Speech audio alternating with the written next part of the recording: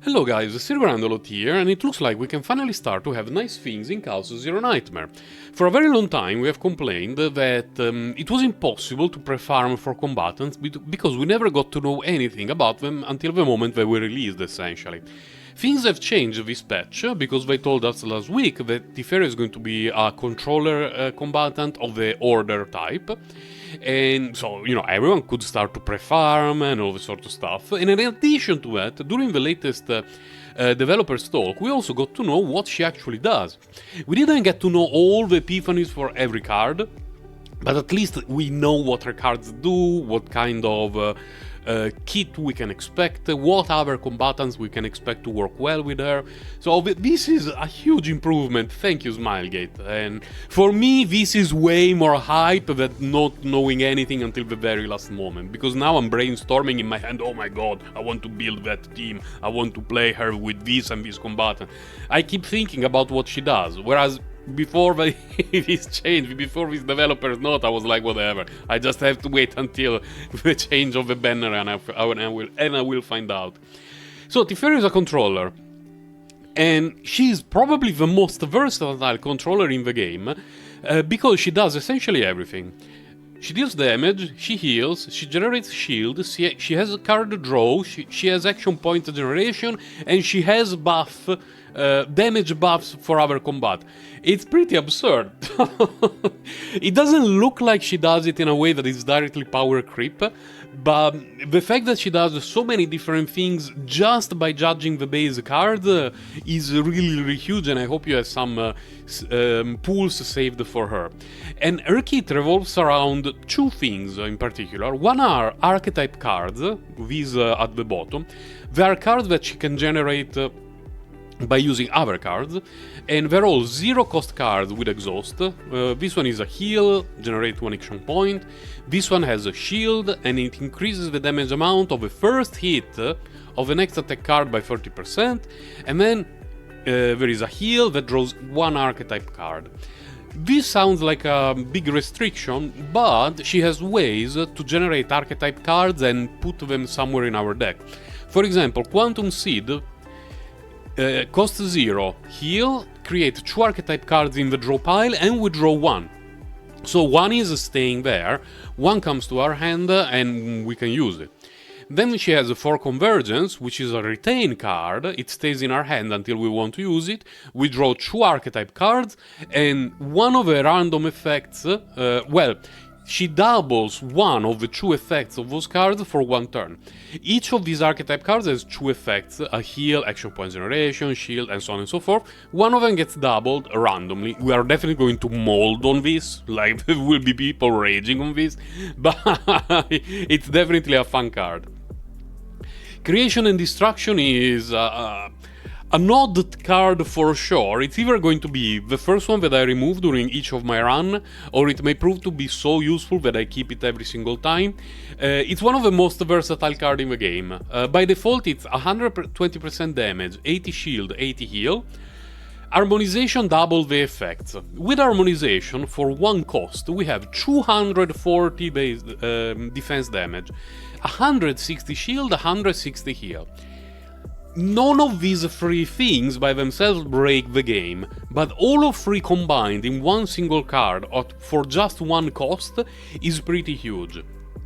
And a thing that should not be underestimated is the fact that in the current Season 2, in many equipments of Season 2, and in some neutral and special cards, we get huge benefits when we generate shield by using a card. And you usually need to have a shield generator specifically for that, in addition to your controller. And she does that all in one single character, because she has an archetype card that generates shield, and she has this, Creation and Destruction, that generates shield. So, extremely useful kit overall for this season. Not just for... You're thinking about one character. You're thinking, oh no, Tiphera is only shielding for one character. No. She has a lot going for her. Then, Dual Creation is a unique, and it's this one. It's the upgrade. When 2 archetype cards are created, an identical one is created in the discard pile. And I really hope that this card is going to be an epiphany with initiation, because this is the kind of card that if you have it at the beginning, you can start to activate your almonds and think about how to generate more archetype cards in the same turn to max the amount that you can put in the discard pile for your following turns and all the sort of stuff. Without initiation, if you draw it on turn 25, you're not going to be happy.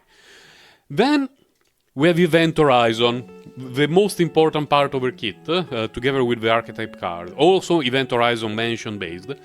This is a card with a new keyword, which is Form Upgrade. The way it works is, when you play one of your own archetype cards, Event Horizon gets upgraded. We do not know how. What we know is that the base version for 2 cost generates 1 action point, so you could argue that it's just 1 cost.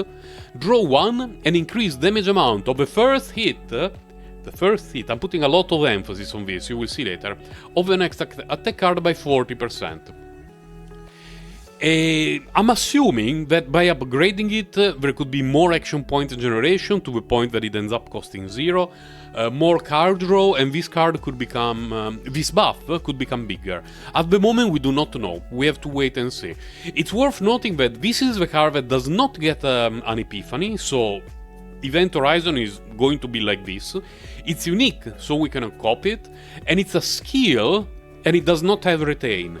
Meaning that your turns need to be planned in a way that when you have it in your hand, you are able to generate archetype cards, draw them and play them so that you can Gigamax Event Horizon and get massive buffs from it. Now, I do like her kit. For me, and this is a personal preference based on, let's say, account building rather than power level, she's a must pull. Reason being that I value versatility over anything else. There are some combatants in Chaos Zero Nightmare, but also characters in a multitude of our gacha games that I play, that they may not be the peak at everything or at something in specific, but they do a bit of everything, to the point that I can fit them in nearly every team, and I play those combatants / characters all the time.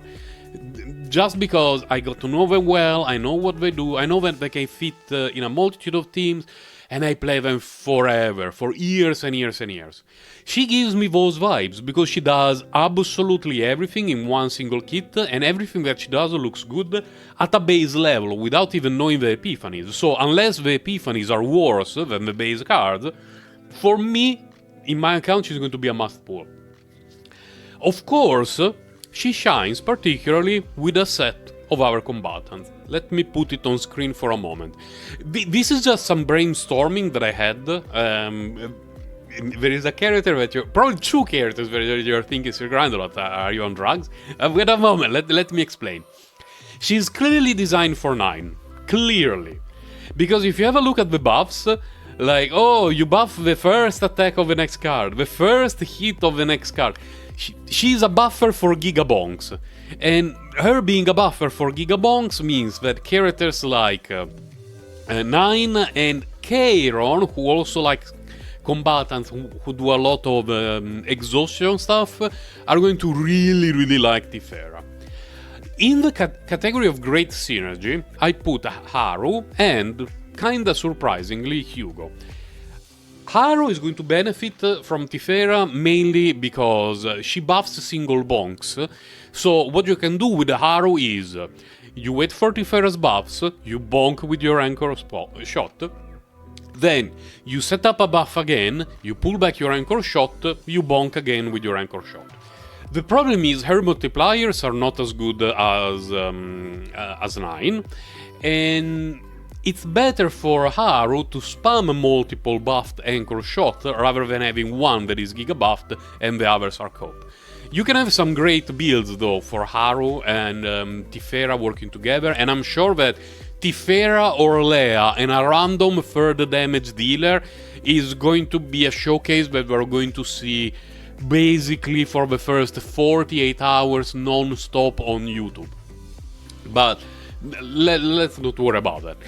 And then I put Hugo. The reason why Hugo is here is that although it does not synergize particularly well with the fact that she only buffs one attack card at a time, she plays a million of skills, meaning that she's going to have a very easy time allowing Hugo to keep up his hunt stacks, to keep doing his extra attacks. It's not an amazing synergy for Hugo himself, but if you have Tiphera, Hugo, and a combatant that does a lot of small attacks followed by a big attack, they're going to work fine together. I will not build Hugo specifically for Tiphera, but I do believe they're going to have a fun time together. And then I put maybe here in the list for specifically Serenial. The reason being that Serenial has a very weird card, which is Pale Shooting Star. And we will only actually understand how it works when Tiphera is released. Pale Shooting Star is weird. It's a very weird card.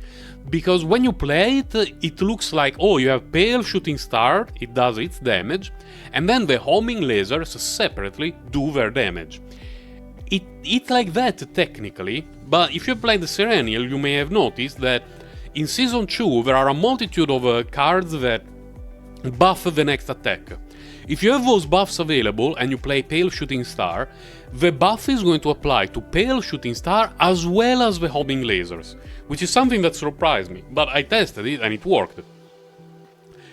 And so, I don't know if it's bugged, it could be bugged and Pale Shooting Star gets fixed and it's like, oh, feels bad, man. But sometimes it works as a single card, you know, the combination of Pale Shooting Star and the homing laser, they work as a single card, but at the same time they trigger effects that trigger on multiple hits. We're only going to actually understand how this interaction works at release. Because it's possible that this very specific wording is designed in a way that it will only apply to the Pale Shooting Star itself and not all the homing laser, which will make Serenial a very bad fit for for Tiphera. Like, no, stick to Narya and someone else. Or it could be that Pale Shooting Star is coded, either intentionally or via spaghetti code, as a single hit entity together with its homing lasers. If all of that gets all the buffs from Tiphera, I think that it's going to be a great team. Because you're going to be doing a lot of pew pew pew pew pew pew pew pew little homing lasers, then you throw your Pale Shooting Star, giga buffed, all the homing lasers giga buffed, you're going to one-shot the universe. If that interaction doesn't work due to how it's worded here on Tiphera's kit, then she's not going to be good for Serenial. So at the end of the day, I would say that, let me take off this nonsense.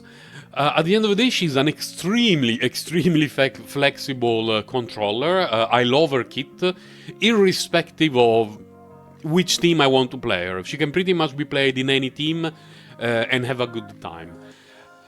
She clearly has some favorites, 9, but she's a phenomenal character that will fit in a multitude of teams, so I'm really looking forward to her release, and thank you Smilegate for letting us know in advance what it does.